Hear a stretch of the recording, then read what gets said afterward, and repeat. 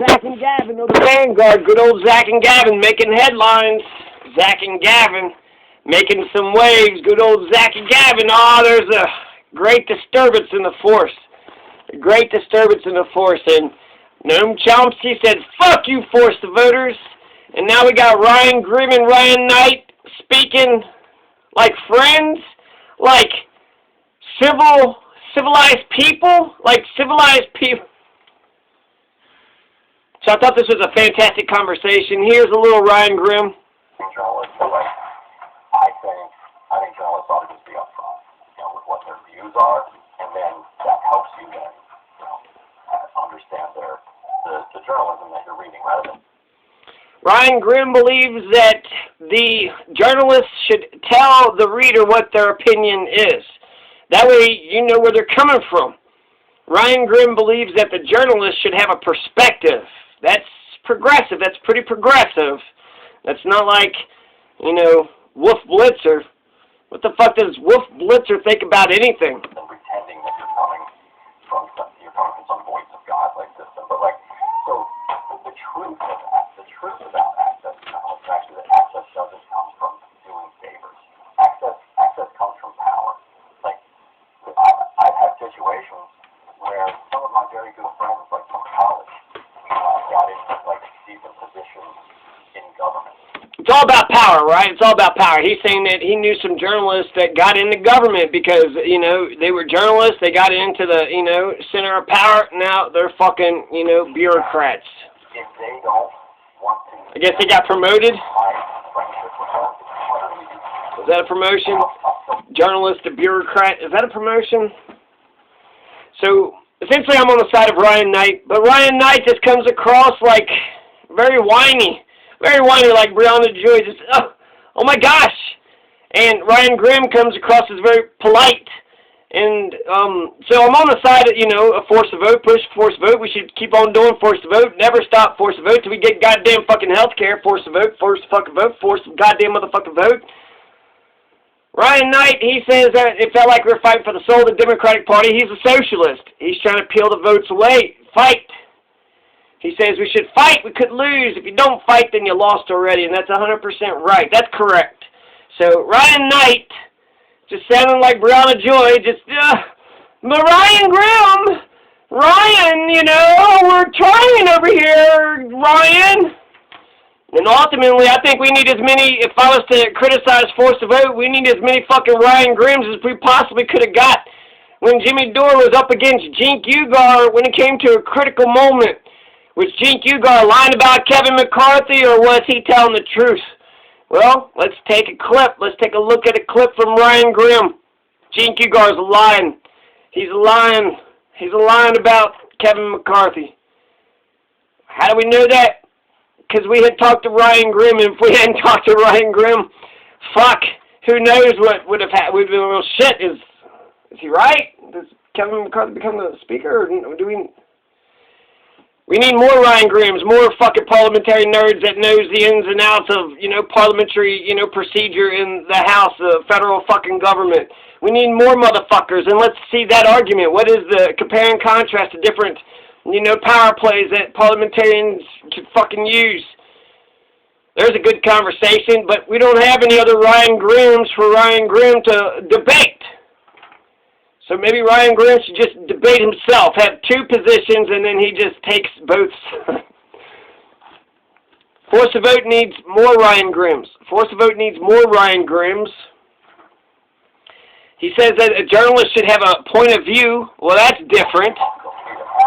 Noam Chomsky is on Ryan Grim's side.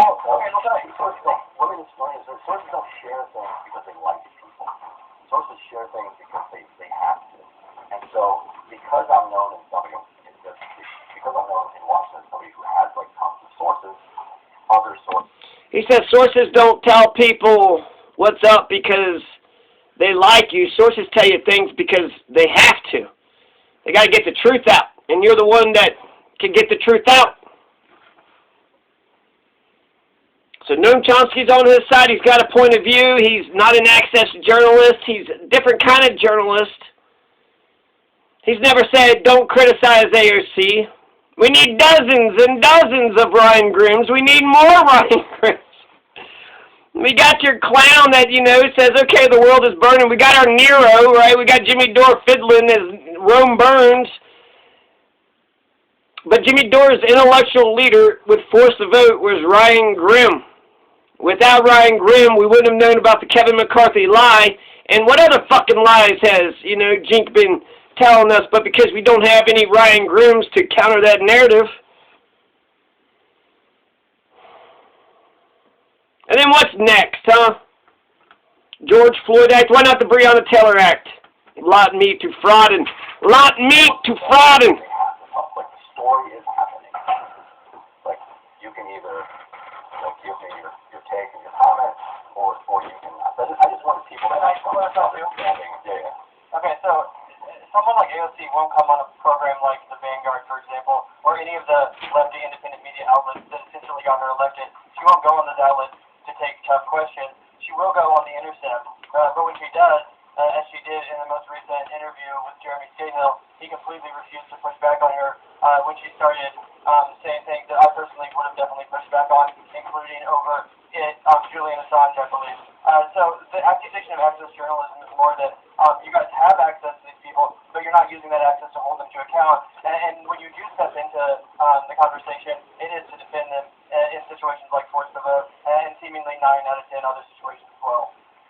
Yeah, and I'd like to jump in too, because I think some people think like these are like isolated incidences, where we've had a series of events over just the past 4 months, where it was like first AOC said that critiquing Biden and comparing Biden to Trump is a bad faith. You're a bad faith actor if you do that. Which, in my opinion, I think that Joe Biden is very comparable to Donald Trump, and in many ways, I think Biden can be more dangerous because he has the entire corporate media on his side, and the kids are still in cages, the wars are continuing, and this decrepit capitalist system, the Democrats don't want to put any strong reforms on them in a moment of inequality, and they're getting away with it, and now people are calling him, progressive, when he's not, like I said earlier, he's not even fighting for his moderate cause, like the $15 and the public option. Let's end it off with some Ben Montagne, Ben Tahoe, OG. Arguing about socialism would be fine if it didn't mean 2 things, socialism, communism. There's a real distinction. Drum roll, spoiler, suspense being up. This leads to universal basic income where no one seems to worry. It may be funded by working potentially with insurance and pharma and being funded by fracking and reckless environmental calamity. Socialism debate came from, it was put there and it divides the left, which is what it is wanted. Their work is to pretend like they're opposed to something to come closer, make up fine excuses.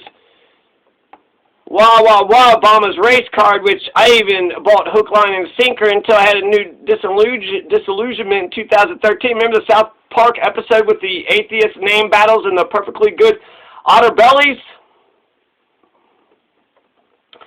I'm on his side. That's why it always feels like he's just saying that and this, like he's some kind of imposter on Ryan Knight. And in the communist or weak environment, running like Tom Cruise, Bolivian setting of UBI is way too unspecified and risky unless very specifically specified where it comes to the source and balance of markets and money. It's like, screw you guys, I'm going home with all this Discord subgroup nonsense. All of it's adamant, none of it is potent. None of it's potent. What of it goes anywhere? Haven't heard a sane argument yet. Land distribution, yes, but we need manifold things. It's a generational thing. This, that, and Nida saying. Completely living in the ideal, the abstracted ideal sort of plane, and I don't want to live by any old man or young kid's ideals. The organically originating ideal of all this radical transformation for radical transformation's sake. No need to have a plan or method. Just step 1, steal underpants. Step 3, profit. Hocus pocus. I don't think it's organically originating. I think it came from somewhere, the extreme ultra-socialist. Whoever are making the argument simultaneously for the Republicans, i.e. communists, and the moderate neo-lib Democrats, too far left destructive and lacking wherewithal, like tools I might add, which has a 1% chance of succeeding and young people fill their day with because they are just like their parents and like talking about fancy, idealistic ideas and sounding all knowledgeable and right and sensible, but unlike their parents are adamantly proposing active weird things and microcosms, forgetting nobody really knows about their ideology and that it might not be something that could go straight from abstracted vacuum to practice, implement actual fitness, acceptability, not to mention a lack of any civil, feasible method or actions of making whatever great change. Ryan Knight, quote, blah. Ryan Knight, quote, blah. Yeah, so I thought Sam Seder won that first debate, not because I'm on the side of force to vote, but ultimately I am going to say this about force to vote. We had, you know what, Jimmy Dore thunk a thought, he thunk a fucking revolutionary thought. Fantastic, right? Everybody shit a brick, right? What did we do with them bricks? We didn't build a fucking house, right? Jimmy Dore thunk a thought, everybody shit a brick. We didn't build a house, we didn't do shit. We didn't change nothing. The revolutionary forced to vote moment came and then it went and now it's gone. And now 4 months later you're still fucking bragging about you thinking of fucking fault and people shitting bricks and nobody doing shit about shit. Get the fuck on, move the fuck on, have another force to fucking vote on ending the war, force to fucking vote on getting some homeless, some housing. What the fuck is the next goddamn step? Just being a bunch of fucking look at me assholes, you know, just a bunch of fucking clowns, get a bunch of YouTube views and get some money in their pockets and that's it. At the very least, Seth Meyers and, you know, Trevor Noah, they donate to charity, so clicking on their fucking shit actually goes to a charity.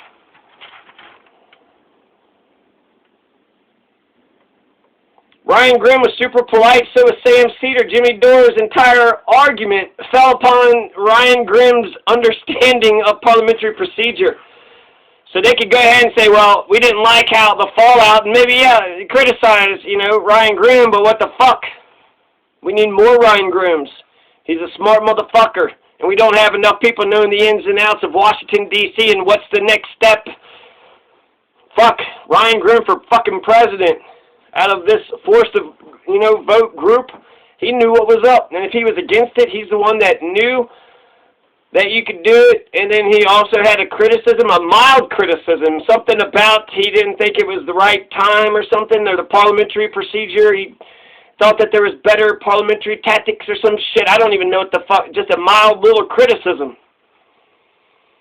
But it was his understanding of parliamentary procedure that got Jimmy Dore to, you know, take the position and stake out the position that he staked out, and therefore calling Cenk Uygur on his Kevin McCarthy lie. Without Ryan Grimm, we don't catch Cenk Uygur with his pants down when it comes to the Kevin McCarthy lie.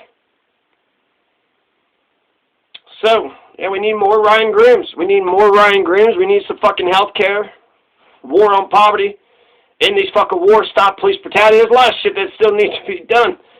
Jesus Christ.